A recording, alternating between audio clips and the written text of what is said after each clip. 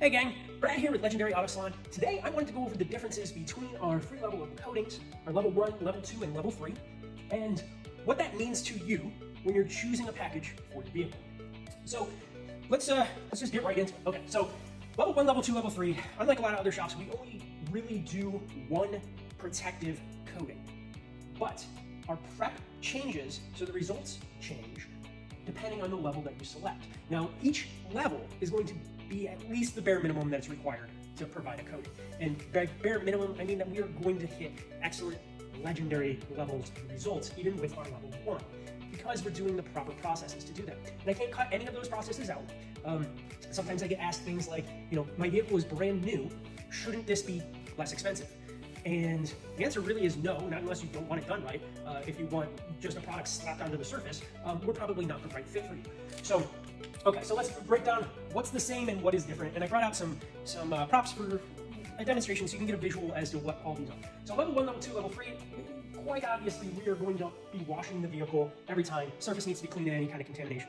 So we're using a 2-bucket wash, we're using a strip soap. So I have noted here chemicals. We're using a strip soap to strip the surface of as much grime, as much existing product that may be on the vehicle if there's a wax or a sealant. We're also using chemicals such as our iron remover, and this creates a chemical reaction on the surface that's going to release ferrous metals from the clear coat. Believe it or not, those are built up almost from day one on a vehicle. Those metals might be embedded from rail dust when being transported on a train, transport to the dealership where you take delivery. They may even be present from fallout in the shipyards if your vehicle is being shipped overseas. So there's definitely contamination on the surface of your vehicle, and that needs to be removed. We're also doing a process called clay. So this is kind of like a liquid clay process.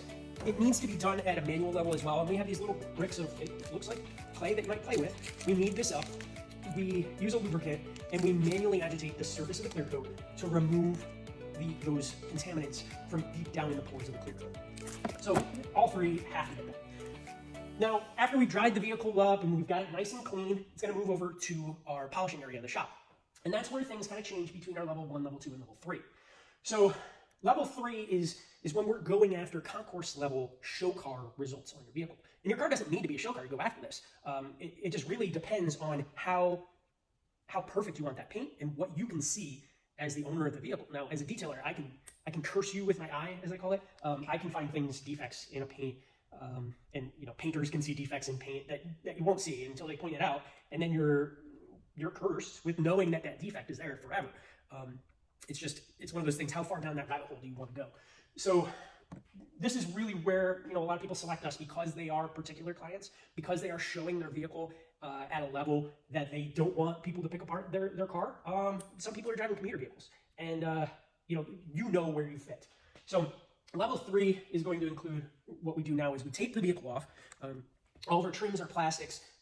We apply a tape around the surfaces to make sure that we're not getting compounds and polishes embedded into those cracks and that we're not damaging the trim. A lot of times when we're doing an extensive compound process, it's not that we are going to damage the trim, it is that we need to take the precautions, because the abrasives that we're using are using a little different formula that may cause damage to trim if it were to be left on that trim. And it's a little bit abrasive formula that could just create a look on your trim that's not repairable.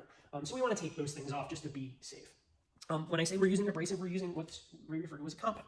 Now, during the buffing process, that people call it buffing, it might be called a cut, because what we're actually doing is we're leveling down the clear coat by and I showed this in other videos, we're actually putting small particles of abrasive onto a wool or a microfiber pad, and then running that on a machine polisher.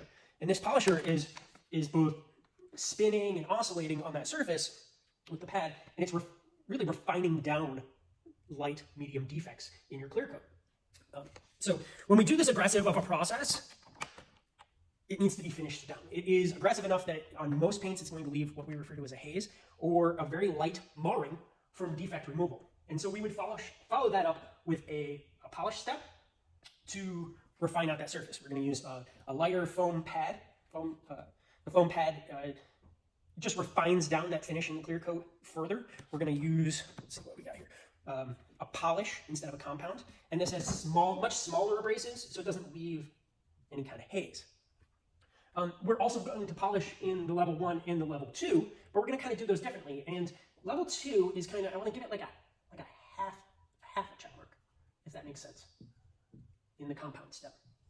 And what I mean by that is that we would actually do a combination of compound and polishing using a diminishing abrasive, and I won't get into the technicals of what that is, but it's a faster method of compounding, but doesn't get quite the same level of results, and we're not dedicating as much time. So it cuts down our labor time, and then kind of hits, if you're looking for a 10 as a result, if the finish of your vehicle, you're looking to hit a 10, you'd be in the level 3. If you're looking to get like a 7 to an 8, most people can't see the difference between a 7 and an 8 and a 10, to be quite honest with you.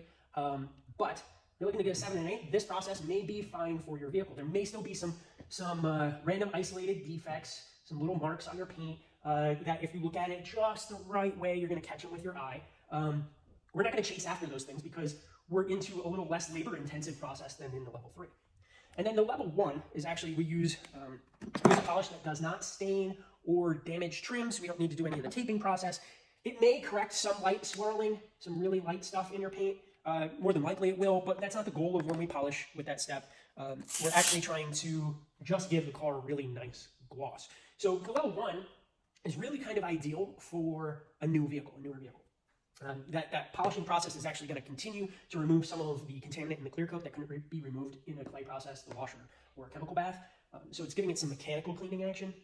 Again, your level 2 is going to get you a really good result of cleaning up the paint as far as lighter defects, swirls, light scratches, and still give you a really nice polished result. And then the level 3 is when you're going after a show car finish. We're going to chase after as much that can be removed out of the paint as far as defects go without completely removing your clear coat. And then in our level 3, because we're introducing a different chemical to the surface with the compounding, we're going to go ahead and follow up with another wash that really isn't necessary in the level 1 or level 2. We're not leaving behind as much product or hydrocarbons from the product that needs to be removed that will get in the way of bonding with the ceramic coating. In the next step, we do a prep clean.